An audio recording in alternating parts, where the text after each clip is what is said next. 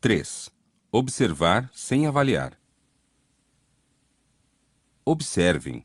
Há poucas coisas tão importantes, tão religiosas quanto isso. Pastor Frederick Buechner. Posso lidar com você me dizendo o que eu fiz ou deixei de fazer, e posso lidar com suas interpretações. Mas, por favor, não misture as duas coisas. Se você quer deixar qualquer assunto confuso, posso lhe dizer como fazer. Misture o que eu faço com a maneira que você reage a isso. Diga-me que você está decepcionada com as tarefas inacabadas que você vê, mas me chamar de irresponsável não é um modo de me motivar. E me diga que fica magoada quando digo não às suas aproximações, mas me chamar de um homem frígido não vai melhorar suas chances. Sim, posso lidar com você me dizendo o que eu fiz ou deixei de fazer, e posso lidar com suas interpretações, mas, por favor, não misture as duas coisas. Marshall B. Rosenberg.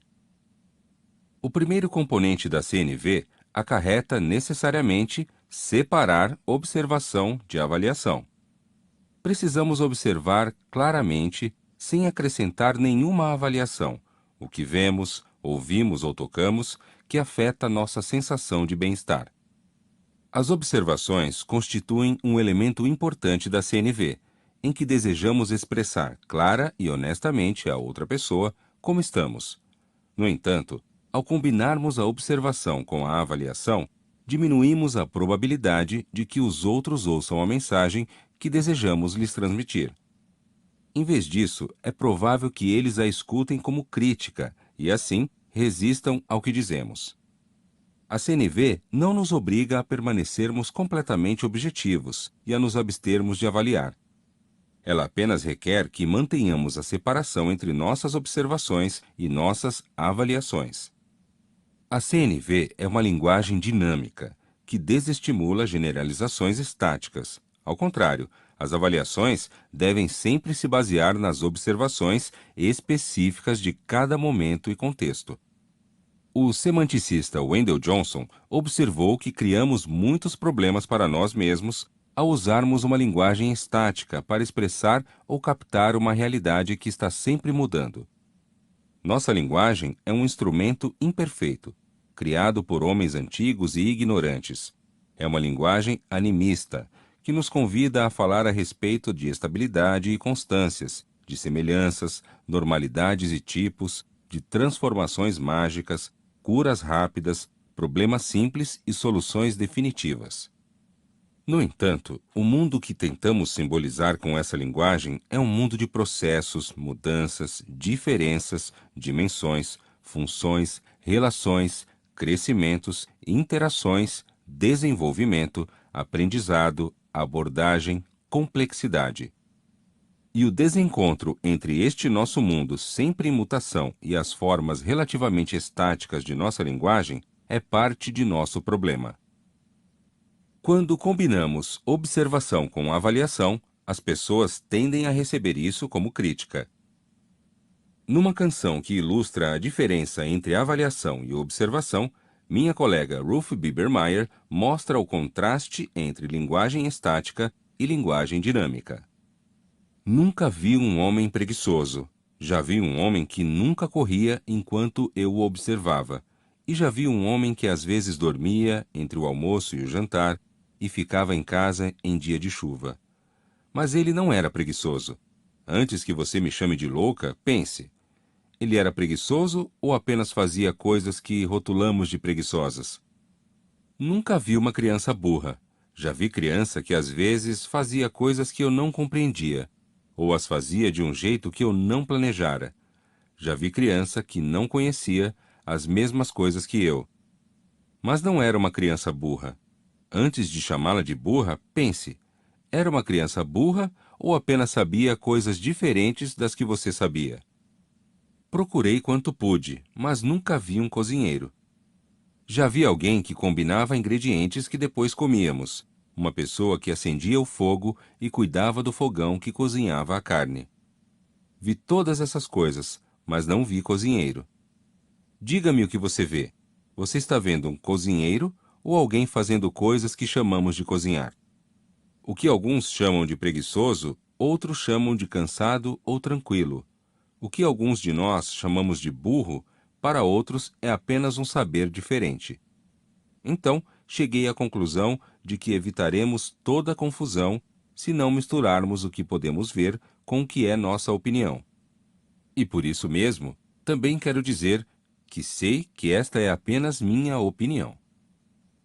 Embora os efeitos de rótulos negativos como preguiçoso e burro sejam mais evidentes, até um rótulo positivo ou aparentemente neutro como cozinheiro limita nossa percepção da totalidade do ser de outra pessoa. A forma mais elevada de inteligência humana. Certa vez, o filósofo indiano J. Krishnamurti disse que observar sem avaliar é a forma mais elevada de inteligência humana. Quando li essa afirmação pela primeira vez, o pensamento "que disparate" passou por minha cabeça antes que eu percebesse que acabara de fazer uma avaliação. Para a maioria de nós, é difícil fazer observações que sejam isentas de julgamento, crítica ou outras formas de análise sobre as pessoas e seu comportamento. Adquiri aguda consciência dessa dificuldade quando trabalhei numa escola primária, onde eram frequentes as dificuldades de comunicação entre os professores e o diretor. A Secretaria de Ensino havia me pedido que os ajudasse a resolver o conflito. Eu deveria conversar primeiro com os professores e depois com estes e o diretor juntos. Iniciei a reunião perguntando aos professores: o que o diretor está fazendo que entra em conflito com as necessidades de vocês? A resposta foi rápida. Ele fala mais que a boca.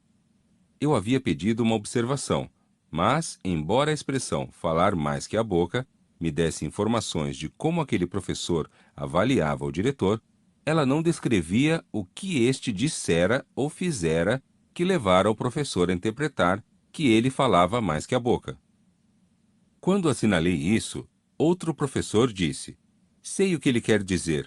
O diretor fala demais. Em vez de uma observação clara do comportamento do diretor, era mais uma vez uma avaliação de quanto o diretor falava. Um terceiro professor então declarou: ele acha que é o único capaz de dizer algo que vale a pena.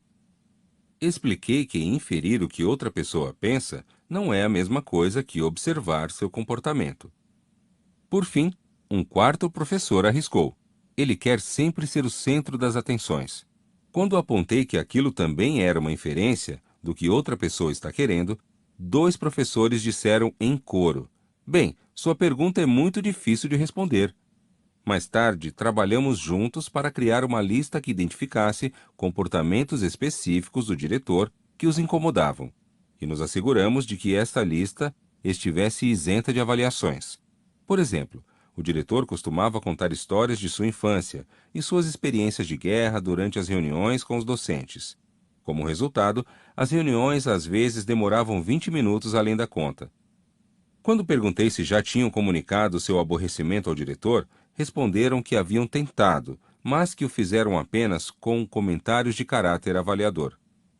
Nunca tinham feito nenhuma referência a comportamentos específicos, o hábito de contar histórias, por exemplo, e concordaram em trazê-los à baila quando nos reuníssemos todos.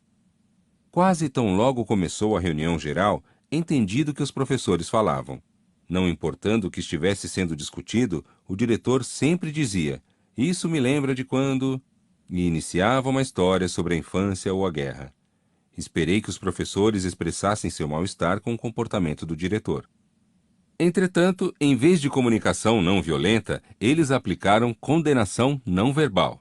Alguns reviravam os olhos, outros bocejaram ostensivamente, outro ficou olhando o relógio. Aguentei essa situação penosa até que finalmente perguntei: alguém vai dizer alguma coisa? Seguiu-se um silêncio constrangido. O professor, que havia se pronunciado primeiro em nossa reunião anterior, criou coragem, olhou direto para o diretor e disse: Ed, você fala mais que a boca.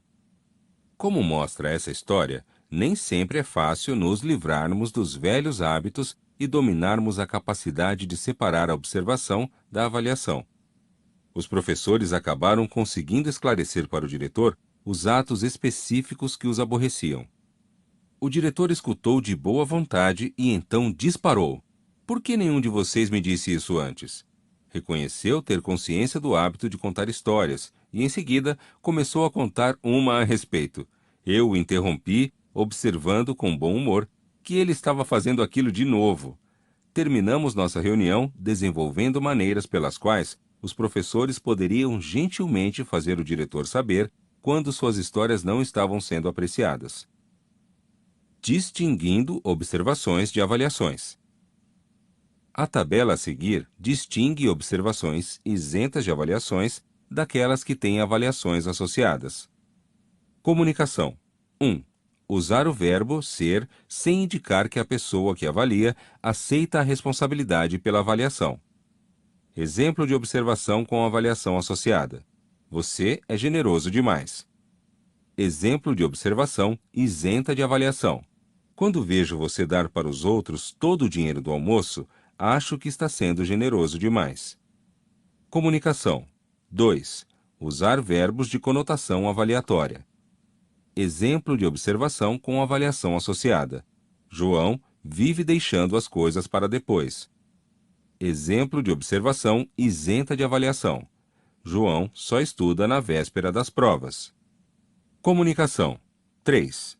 Implicar que as inferências de uma pessoa sobre os pensamentos, sentimentos, intenções ou desejos de outra são as únicas possíveis. Exemplo de observação com avaliação associada. O trabalho dela não será aceito. Exemplo de observação isenta de avaliação. Acho que o trabalho dela não será aceito. Ou, ela disse que o trabalho dela não seria aceito. Comunicação. 4. Confundir previsão com certeza. Exemplo de observação com avaliação associada. Se você não fizer refeições balanceadas, sua saúde ficará prejudicada. Exemplo de observação isenta de avaliação. Se você não fizer refeições balanceadas, temo que sua saúde fique prejudicada. Comunicação. 5. Não ser específico a respeito das pessoas a quem se refere. Exemplo de observação com avaliação associada. Os estrangeiros não cuidam da própria casa. Exemplo de observação isenta de avaliação. Não vi aquela família estrangeira da outra rua limpar a calçada. Comunicação. 6. Usar palavras que denotem habilidade sem indicar que se está fazendo uma avaliação. Exemplo de observação com avaliação associada. Zequinha é péssimo jogador de futebol. Exemplo de observação isenta de avaliação. Em 20 partidas, Zequinha não marcou nenhum gol. Comunicação. 7. Usar advérbios e adjetivos de maneiras que não indicam que se está fazendo uma avaliação. Exemplo de observação com avaliação associada. Carlos é feio. Exemplo de observação isenta de avaliação. A aparência de Carlos não me atrai. Note-se que as palavras sempre, nunca, jamais, etc., expressam observações quando usadas das seguintes maneiras. Sempre que vi Ricardo ao telefone, ele falou pelo menos meia hora. Não consigo me lembrar de você jamais ter escrito para mim. Às vezes, tais palavras são usadas como exagero de linguagem, caso em que se associam avaliações às observações. Você está sempre ocupado. Ela nunca está quando precisamos dela. Quando essas palavras são usadas como exagero de linguagem, é comum provocarem não compaixão, mas reações defensivas. Palavras como frequentemente e raramente também podem contribuir para difundir observação com avaliação. Avaliações. Você raramente faz o que eu quero. Observações. Nas últimas 3 vezes em que comecei alguma atividade, você disse que não queria fazê-la. Avaliações. Ele aparece aqui com frequência. Observações. Ele aparece aqui pelo menos 3 vezes por semana. Resumo.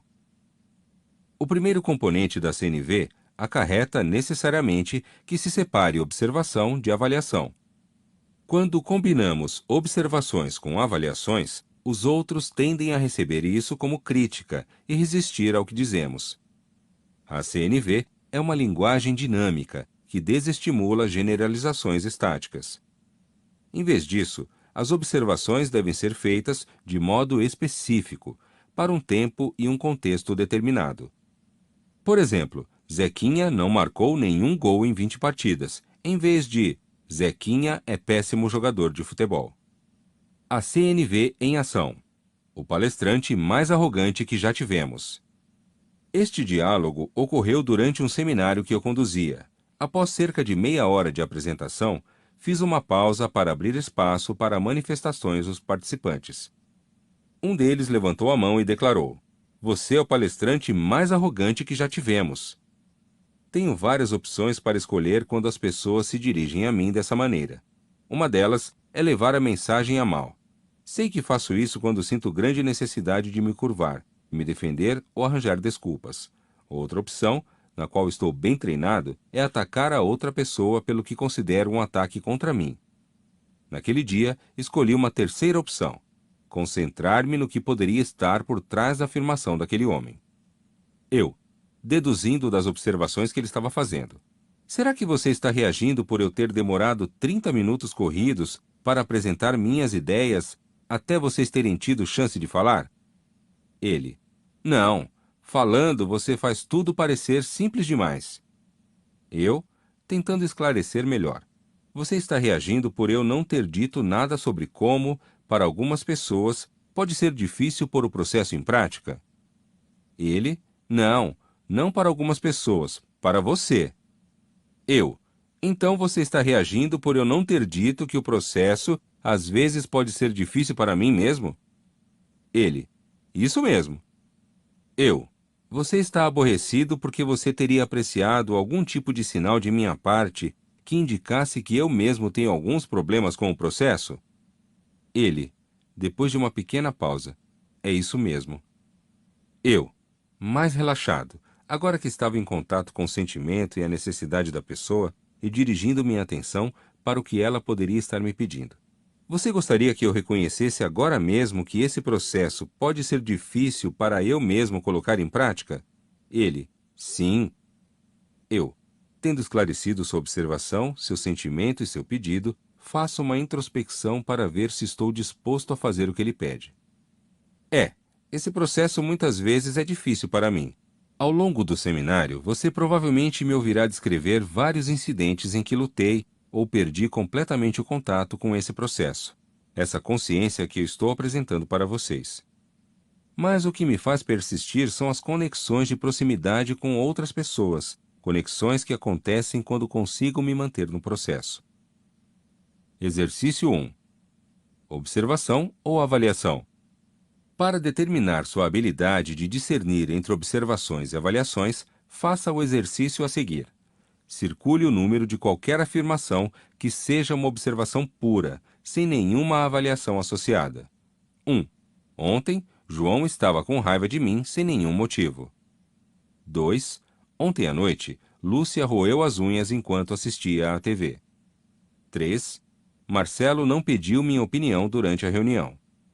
4. Meu pai é um homem bom. 5. Maria trabalha demais. 6. Luiz é agressivo. 7. Cláudia foi a primeira da fila todos os dias desta semana. 8. Meu filho frequentemente deixa de escovar os dentes. 9. Antônio me disse que eu não fico bem de amarelo. 10. Minha tia reclama de alguma coisa toda vez que falo com ela. Aqui estão minhas respostas para o exercício 1. 1. Se você circulou esse número, discordamos. Considero sem nenhum motivo uma avaliação. Também considero uma avaliação inferir que João estava com raiva. Ele podia estar magoado, amedrontado, triste ou outra coisa. Exemplos de observações sem avaliação poderiam ser: João me disse que estava com raiva, ou João esmurrou a mesa. 2. Se você circulou esse número, estamos de acordo em que se fez uma observação a qual não estava associada a nenhuma avaliação. 3. Se você circulou esse número, estamos de acordo em que se fez uma observação a qual não estava associada a nenhuma avaliação. 4. Se você circulou esse número, discordamos. Considero homem bom uma avaliação. Uma observação sem avaliação poderia ser: durante os últimos 25 anos, meu pai tem doado 1/10 de seu salário a obras de caridade. 5. Se você circulou esse número, discordamos. Considero demais uma avaliação. Uma observação sem avaliação poderia ser: Maria passou mais de 60 horas no escritório esta semana. 6. Se você circulou este número, discordamos. Considero agressivo uma avaliação. Uma observação sem avaliação poderia ser: Luiz bateu na irmã quando ela mudou de canal. 7. Se você circulou esse número, estamos de acordo em que se fez uma observação a qual não estava associada nenhuma avaliação. 8. Se você circulou esse número, discordamos. Considero frequentemente uma avaliação. Uma observação sem avaliação poderia ser: esta semana, meu filho deixou 2 vezes de escovar os dentes antes de dormir. 9. Se você circulou esse número, estamos de acordo em que se fez uma observação a qual não estava associada nenhuma avaliação. 10. Se você circulou esse número, discordamos. Considero reclama uma avaliação. Uma observação sem avaliação poderia ser: minha tia telefonou para mim 3 vezes esta semana, e em todas falou de pessoas que a trataram de alguma maneira que não a agradou. A máscara. Sempre uma máscara branca e segura na mão magra. Ela sempre tinha uma máscara diante do rosto. E em verdade o pulso que a segurava com leveza era adequado à tarefa. Às vezes, entretanto, não haveria um arrepio, um tremor na ponta dos dedos, ainda que bem leve, ao segurar a máscara? Durante anos e anos fiquei curioso, mas não ousei perguntar. E então, num movimento grosseiro, olhei por trás da máscara e não encontrei nada. Ela não tinha rosto. Ela havia se tornado meramente a mão que segurava a máscara com elegância. Anônimo.